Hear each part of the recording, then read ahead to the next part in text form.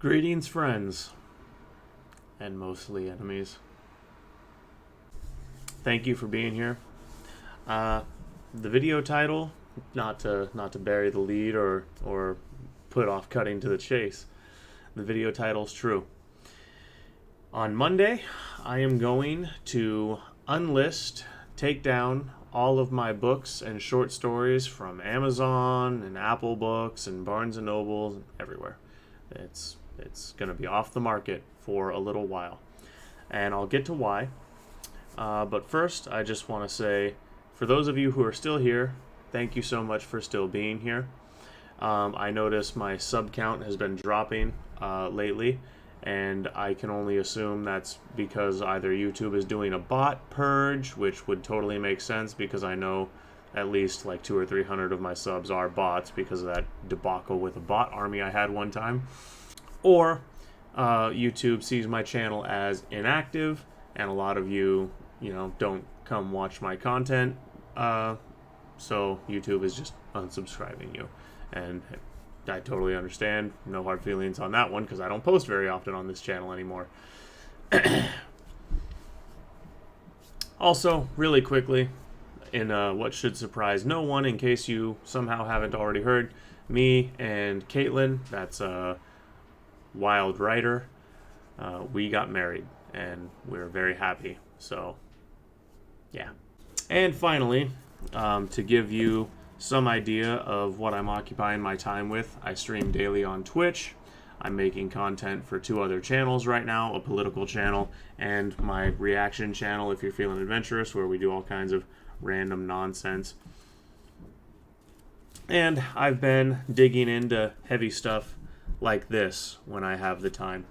I have read this, and I gotta tell you, way overrated, in my opinion. And I am going to read this. And once I have read the follow-up version from Mr. Wittgenstein, I am going to do a video on his corpus of literature and see what I have to say about him. I'll tell you the preliminary opinion based on this is he's a bit of a pedantic blowhard, if I do say so myself. Now, to get to the actual thing you're here for, the actual title of the video, I am taking my books off Amazon, off Barnes and Nobles, off Books to Read, off of Draft to Digital, all the places, in preparation for something very big. I don't want to reveal anything yet because I don't have a timeline, and it's not even set in stone, but there's some very big things that I'm working on right now that are on the horizon, and again, not set in stone, no hard timeline, but unless a bunch of things all fall through, it's going to happen. So I will update you on that as soon as I can, and I hope I can very soon because it's very big and I'm very excited. So, you are going to have until Monday, sometime Monday, probably 12 in the afternoon, maybe later in the afternoon, but Monday, to go buy my books, to read the short stories I currently have on Amazon, to buy Garden of Lies and Garden of Hope. Garden of Lies is going to remain available here on this channel until forever. It's going to stay up. I'm not going to take Garden of Lies down insofar as I know right now. However, future audio books read by me might selectively be available elsewhere. I'll keep you updated on that as it happens. Zach, in editing, also realized that I needed to mention the important fact that Amazon not paying me my royalties is a contributing factor in this decision.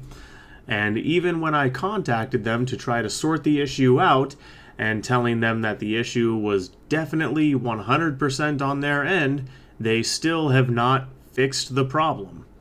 So, yeah.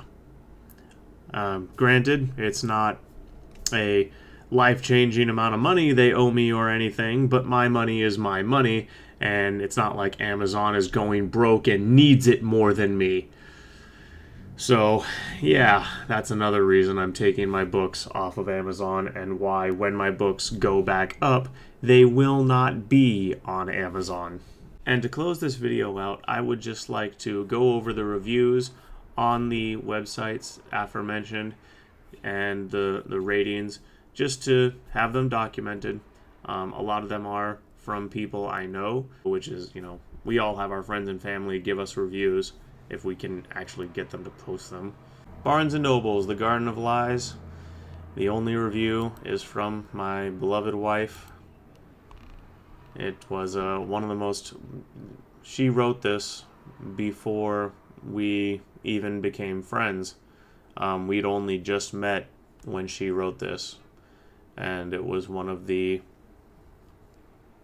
most encouraging and heartfelt things that I'd ever experienced directed at me. So thank you, Caitlin, again for writing this. This is on the second book, and I have no idea who this individual is, but I want to read this review because when I read this, it really made me feel pretty damn good. Great ride. Hopefully will be made into a game. Announcements to come. Great job, dude. I got this after watching the trailer and couldn't put it down. The violence is gruesome and awesome. The chicks are hot. The main character is someone I hope to be when I grow up. That truly warms my heart, considering the main character is modeled after me. Thank you. If that ever happens. To be honest, I should have gotten the first one first, but I will go back and read it for sure, then read this one again. Just saying, it usually takes a lot for me to want to read something. I usually don't write reviews for stuff either, but I felt like I needed to say something because of how great this is. The last book series I read all the way through was Aragon by Chris Pellini, because his name was Christopher. I really hope The Garden of Hope gets made into a game and you keep the cover, because that would be cool. I also think they should invent a thing for epic sci-fi if they don't have one already. Not sure what that... I mean, they have... their epic sci-fi as a category exists, so I'm not sure what you're talking about there, kid, but... if they don't have one already. 5 stars, would give to a friend. This guy is totally underrated, in my opinion. Christopher from New Orleans, thank you so much for your heartfelt words. Reviews like yours are what kept me from giving up on this whole writing venture. Truly, thank you. On Amazon, as of making this video, I have a 4-star rating, and that is being drugged down by a review from an illegitimate source, and I'll explain when we get to it.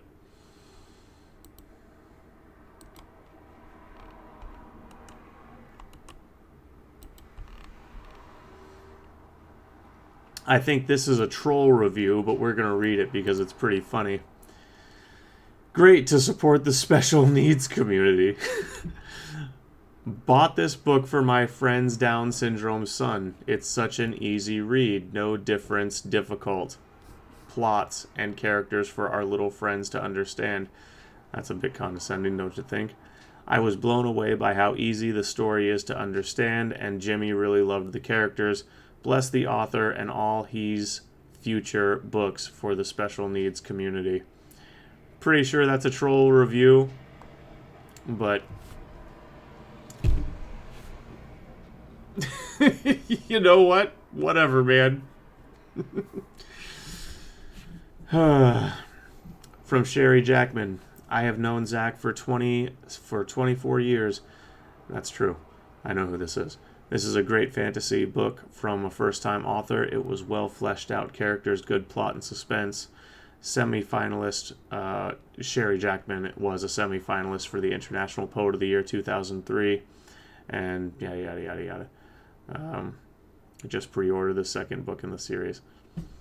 I've known Sherry for quite a long time. She's a published poet. I think several people have published her poetry, and she used to help doctoral students write their doctorates. So she's also helped many people get their doctorals, and I'm not going to go too much into detail on that, but yeah, smart lady. Jay Clark, not sure who this is. I think this might be someone from AuthorTube and BookTube, but I'm not totally sure.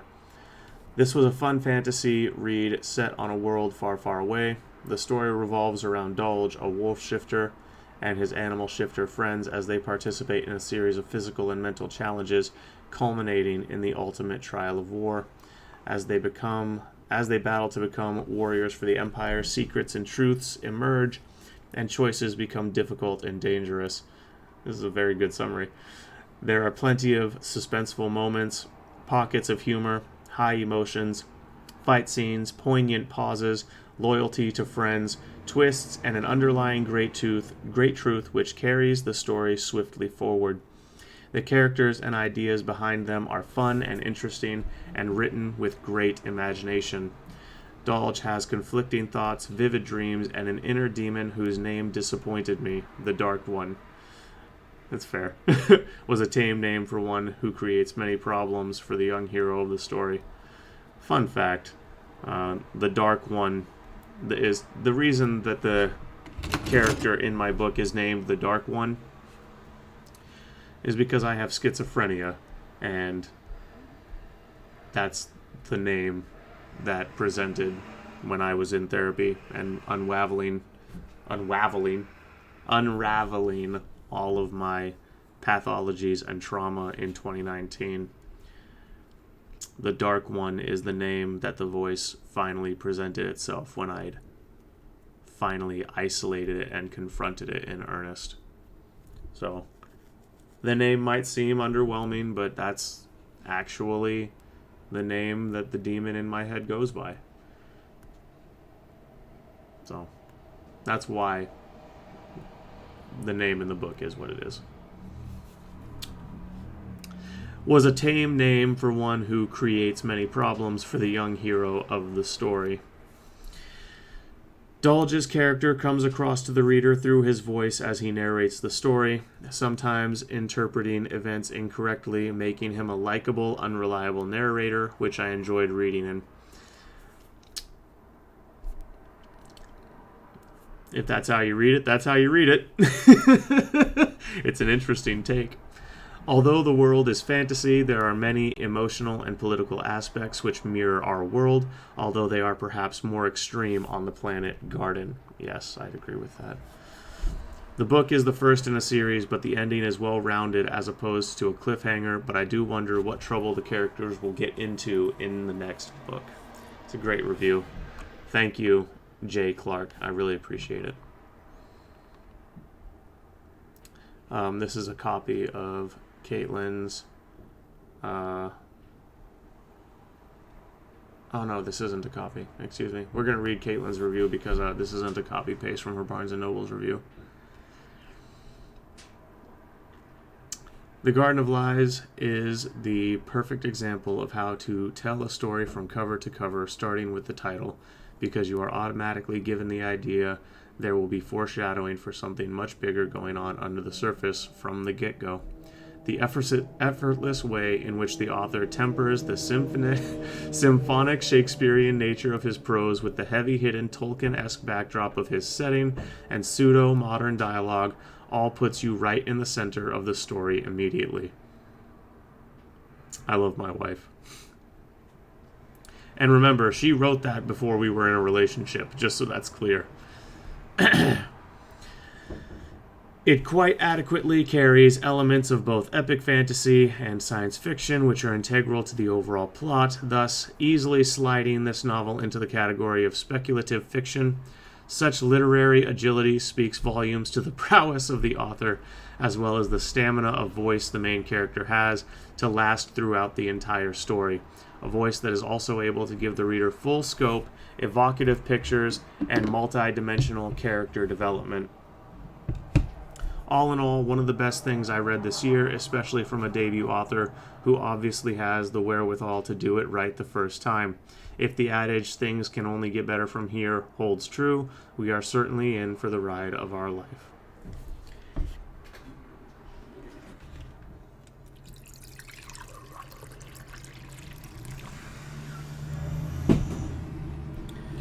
Cheers, I'll drink to that.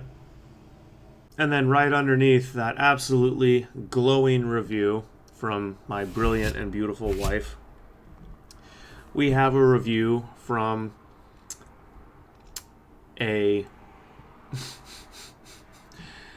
someone who has very poor standing in the communities he's in, and I know that because I was in the communities he was in for a very long time, has been to court for multiple types of offenses multiple times, and stole my fiance from me. I know this guy, Drew. He's a piece of shit. He's also not intelligent. Poorly written, one-dimensional characters. A copy of this book has bounced around between many people I know because none of us can even get a third of the way through. I don't believe you or a single one of the people that you gave it to, if you actually did that, tried to read it, Drew. Tell A I said hi. I forgive her and I love her. And then from out of the country, this book will kill some time. 5 stars. And because of the picture that's attached, I'm pretty sure this is from one of my Twitch viewers who bought my book. Thank you very much, man. I appreciate it. Both of these are from people I know. Miriam Hubbard is my mother, and Caitlin is my wife. So I'm not going to read these. There they are. Ripjack and Ripjaw are both short stories in the Garden universe. Both of them have a rating of 3 stars from one person. It was an anonymous rating with no review attached. Whoever read these and enjoyed them, thank you for bothering to click the 3-star button. I appreciate it. So that's all I got for you guys. I really look forward to being able to drop that announcement. It's going to be big. I just got to get a few more things nailed down and in writing, and I'll be able to make the announcement video. You'll probably see the review of Mr. Wittgenstein's work before that video drops. And don't hold your breath because these things take time. But it's coming. I sincerely appreciate everyone that's still here. If you're a viewer who was subscribed and you're just randomly unsubscribed, do me a favor and hit the button again, because the channel's not dead, it's just infrequent uploads. And in the meantime, look to the skies, traveler, and welcome to the adventure. See you next time.